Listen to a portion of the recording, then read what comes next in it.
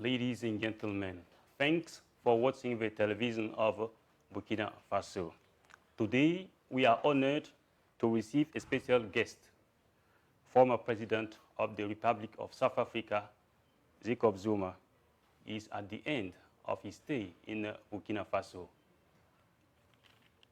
Part of the visit of the African diaspora in Ouagadougou. He has accepted willingly to grant us this special interview. Good morning, Mr. President. Good morning. Thanks for your availability. Thank you very much. First of all, what motivated your being in Burkina Faso? Well, I've been motivated by the manner in which the leaders in this country have put across their own feelings, which, in a sense, is us as Africans saying our time has come to be in charge of our own places. I think many of us who went through oppression, they never thought we could liberate ourselves fully. It has been how this country has liberated itself in the whole of the continent. And I felt that it was very important that I'm able to be here, to have time to talk with the president here, the leader of this country, because I believe that what we do in the continent, if we do it individually, will take a long, long time before we are free. It is important that we come together and do the same thing and have our Africa, because our Africa is sufficient for us. We don't need anything. So I felt it was absolutely important that I come this time, because I hadn't had an opportunity. I've been wanting to do so, but life is life. So I am very happy that I have been here, and I've spent some days and I've had discussions with the people here as well as the leaders. So I'm happy. Okay, you have come to Ouagadougou at the moment. Some say don't come to Burkina Faso. Mr. President, do you feel safe in Burkina Faso? I'm the safest. Okay. If I were to do it on my own, I would stay here, not go anywhere. Because here you are dealing with Africans who know exactly what to do. The problem that we have is that oppressors have oppressed us in such a way and for so long that our people began to feel generally that this Africa does not belong to them, belong to people who arrived here. Okay. And it is not true. And it is our duty to clear that and know that we need to be together. Part of the reason we have problems in our continent, the people who are more doing that are the oppressors that came to oppress us. They want us not to concentrate in liberating our country fully. They want us to keep on fighting.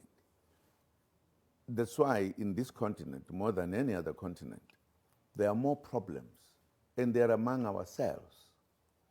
And if we just sit and look, we'll never say we are now free fully. And I think the leadership here has done something very, very important for the continent to show the way. How do we bring liberation to ourselves and be in charge of our own countries? The time has come, and that's the reason why I felt I must meet the president here and have serious discussions, because we do have ideas. How could we quicken Africa being Africa of our own rather than Africa of other people who live in other places. And therefore, nothing I will fear when I'm here. I feel, in fact, at home. I can walk without any problem because I know the thinking is together and we know what we are doing. I'm actually very happy that you have young Africans who get into power and show the way. The problem that we have is that people believe that we can't do anything except people who came from afar. But I think this country is demonstrating that this is the route to go. And I'm sure we are going to succeed. So you said it yesterday, you met with the president. You know he committed himself to fighting against the oppression of imperialism. So what do you think of his vision, his Pan-Africanist vision? I think he has a vision that we need as Africans. Okay. It's very clear. Part of the reason I was keen to come was to meet him and have a discussion and also add to what he's doing and also exchange the views about how do we quicken the final independence of our continent. And I had with the president yesterday a wonderful discussion. I could see that this is the man who is ready to help liberate Africa. Okay. But of course, you know, the colonized people at times get misled by people who came to this conference, to this place of ours. For an example, some people believe that for their lives in Africa, they must depend on the colonizers.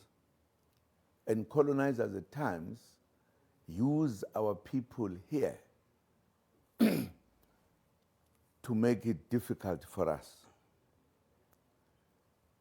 And that's why, for an example, you'd see, and I made this point yesterday to my friend. I also made it to our people who were here, that there is a big problem wherein we demonstrate that we are in fact not realizing what is happening in this province, in this continent. If you take the situation where this country says we want that belongs to us to come to us and let us run our own affairs, and you have leaders saying this is a coup d'etat, why are you doing this? And therefore we are going to isolate you. That tells you the problems we still have here. Because we as Africans were in our own, and some people came, started wars, taking our country, doing everything. It has been centuries. I don't think as Africans we have to sit and say we don't know one day either the angel or God or Jesus himself will come and help us. They will never. It is us who must say enough is enough. We want to run our affairs in every direction. That which has been done here should have been a light that says this is the way to go. But what did you find? You find not just ordinary people, leaders who are running their countries, saying this is a coup d'etat. Please let us isolate this young man. That tells you the problem we still have. And I am very keen to say, what can we do, all of us, who think alike, to change the minds of our people? It is absolutely crucial. One of the things that made me happy here is to find Africans from all over being here. Well, that gives the support to what the leadership here is doing. And I think we need to increase that. We need to help our brothers who say, no, you can't touch the white people, to say it's not more that kind of time. It is us who must take over our countries and live in peace so that we can remove problems in our continent where we fight among ourselves when there is no need, fighting for places or where people are saying, this is my place, this is my country, it can help us.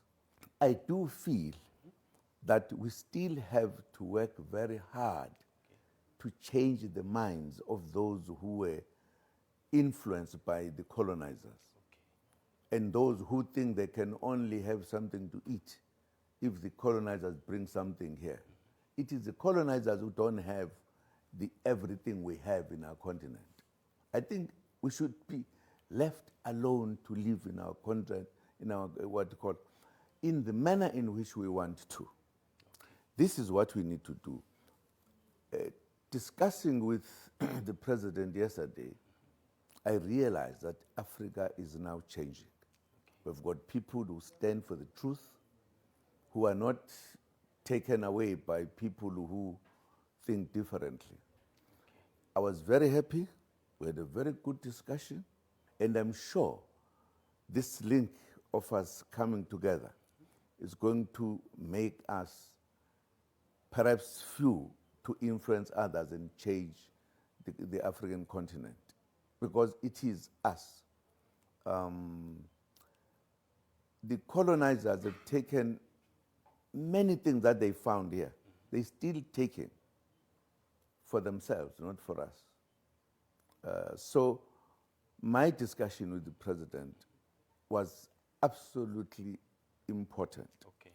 And I believe we are on the same pace, and I believe we are going to influence Africa. We are going to change Africa. How? No, we are going to deal with the comrades that are here. Tell them that it is wrong what they are doing. For an example, in Africa it is easy to kill people, and it's just the end of the story, because they are looking down upon us. We need to influence country by country, leaders by leaders, ordinary African people, that this is the way to go, and we should not shy away from it. My feeling is that there are few decades that are still going to give us problems, because if we are able to discuss with our colleagues, to tell the truth as it is, to show the way, which way to go, is what will help us. Okay. And I'm sure they will turn around. If you take the problems that face Africa, anyone who is an African in the true sense of the word must participate in helping this continent. Okay. This continent is one of the richest continents, but you have people here who are starving in big numbers, whilst our things are being taken away to help the people out there so that they are in charge. They've got even a problem of buying people, other Africans, to kill other Africans. So we are still left with a big problem to deal with ourselves as Africans. Okay. And I believe if you have got president like the leader here, who are not afraid, we are going to tell African leaders openly that you are wrong. not to start any war, to say you are wrong, let the Africans come together. And I'm sure we are going to change this continent very quick. Okay. Because it is not just two of us who are thinking, there are a number of them. I think we've just reached the point where we must say to the leaders and everybody else, this is the way to go, not the way we have chosen over the years. So I was very happy. Okay. He was very happy too. And we have agreed we are going to be seeing one another continuously because we think alike. And I think there are quite a lot who also think alike.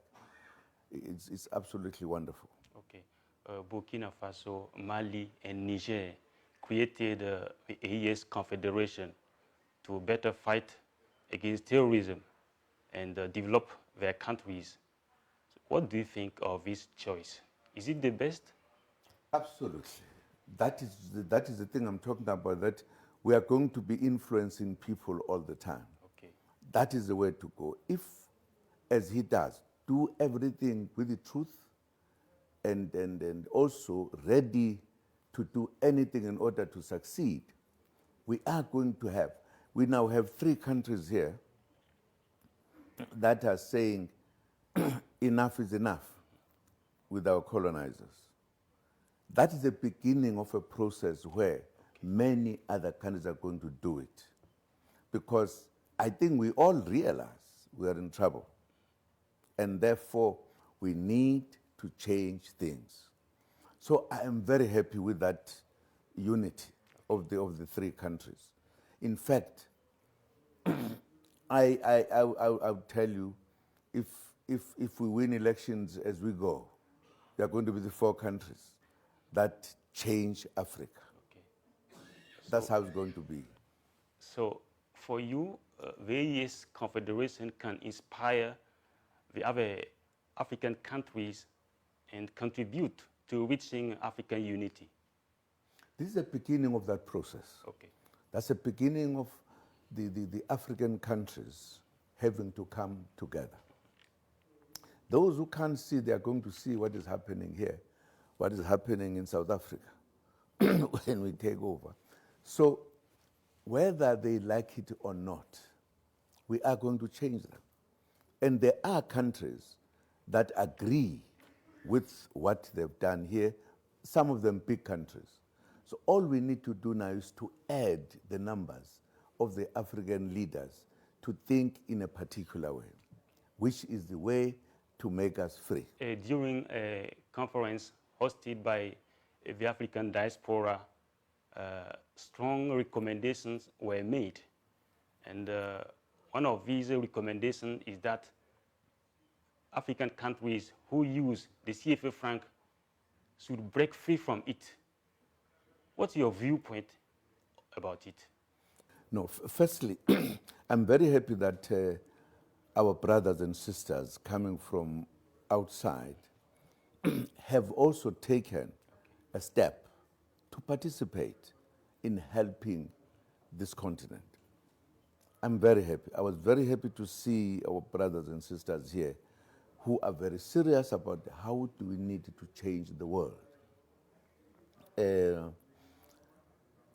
Because if we don't do so, we'll remain almost like I'm not. I don't want to say only like. Okay, let me not say it. Okay. What is important is that we as Africans, we must stand for ourselves, not remain to other people.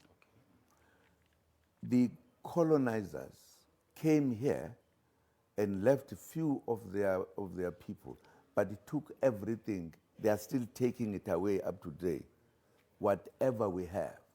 And we cannot allow that.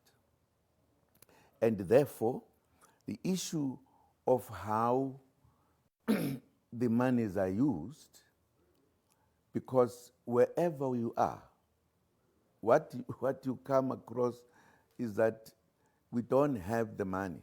The money is owned by those people, always. And others are big, like the United States of America, for an example.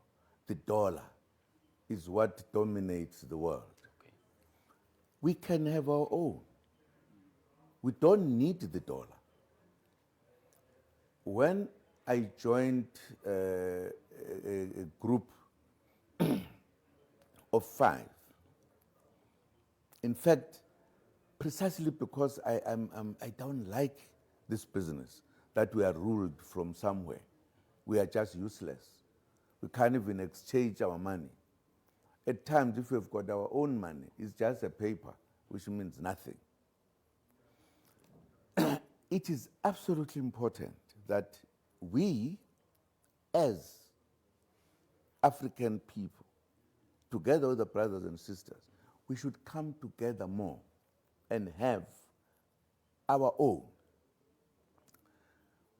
I proposed in that meeting that we should not follow the dollar. Our own organization must create its own money. Okay. Because being 5, we were good as part of the rest. And why? And we started that. Although it was not necessarily started in the continent, but the ones that think alike, who are not oppressing us.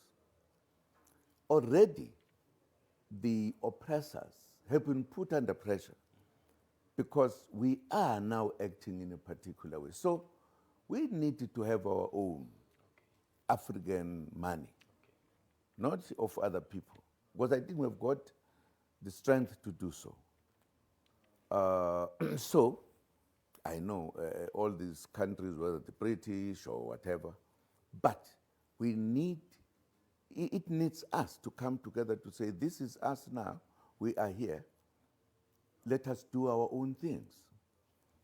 The coming in of our brothers and sisters from abroad is one of the strong things that is going to happen to quicken the process, taking into account that they have been there, they've been there, now we all say Africans must come together. I'm sure we are going to succeed, including not depending on the money paper which comes from other places. These are some of the things we are going to be discussing here. How do we do it? How do we make it work? And I'm sure many Africans will realize this is the way to go. Okay, Mr. President, what's your message to the people of Burkina Faso? I've been here and I've come and peace, there is peace in this country. Peace, just peace. People who are busy working, they're all over. That's how a country should be, develop itself. So I am going to say they must fully support the leadership here. Well, the leadership is not going just to help Burkina Faso. It's going to help the continent. And therefore, we must come together. And they must. I also got things which were very useful. I was told by the people and the comrades here that the leader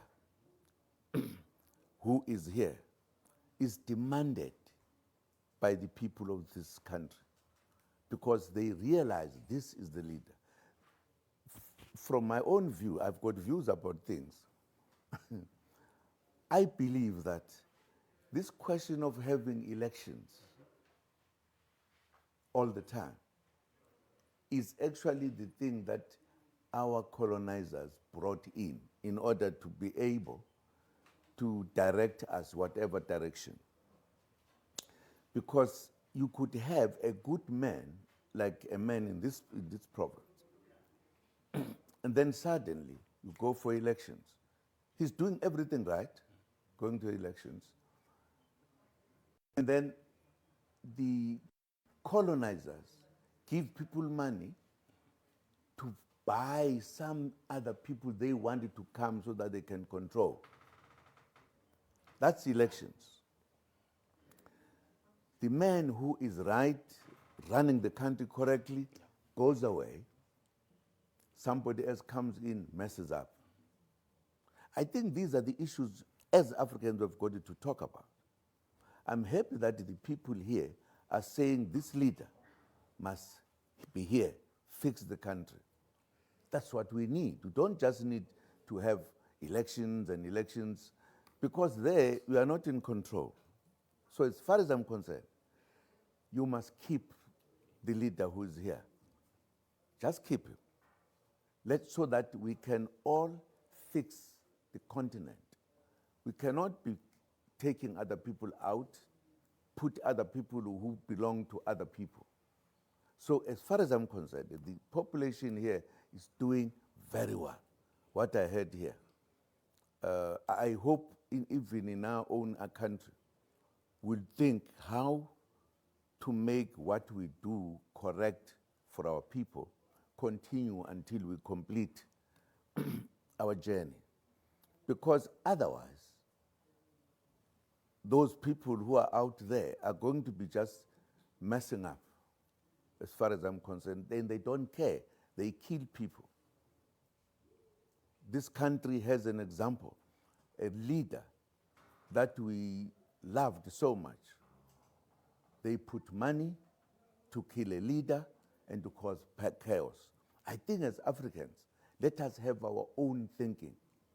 And I think this is what we are going to begin to do with the leaders here. Mr. President, thanks for your availability. Thank you. I'm very happy. And I'm going to be coming here more often. You are welcome. Thank you. Ladies and gentlemen, at the end of this interview, thanks for watching and stay tuned to the television of Burkina Faso.